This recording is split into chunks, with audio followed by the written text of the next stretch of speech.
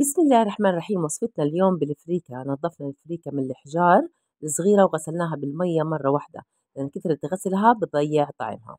في قدر على النار وضعنا ملعقة كبيرة سمنة ونزلنا ببصلة مفرومة ناعم، خليناها تتذبل شوي، ووضعنا ملعقة صغيرة من البهارات التالية: كزبرة وفلفل أسود وهيل، وحركنا الجميع مع بعض ونزلنا بالفريكة، حركناهم مع بعض حتى تغلف كل حبة فريكة بالسمنة.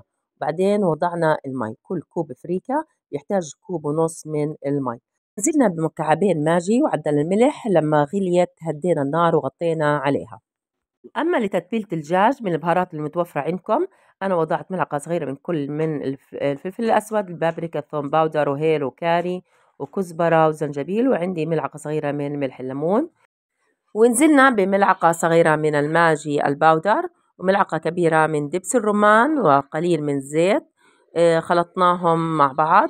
ونزلنا آخر شي بملعقة صغيرة من معجون الطماطم.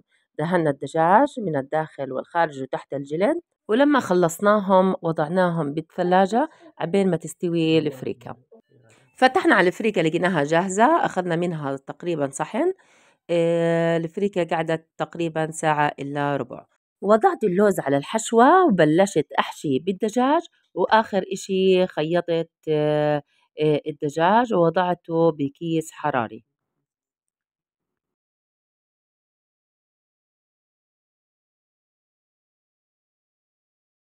قبل ما أسكر الكيس الحراري وضعت الخضار المتوفرة عندي، وهي البصل والفلفل والجزر، وهاي حسب رغبتكم. وضعت الصينية بالفرن لمدة ساعة، وبصراحة كان الدجاج ذايب ومتحمر وريحته كثير طيبة.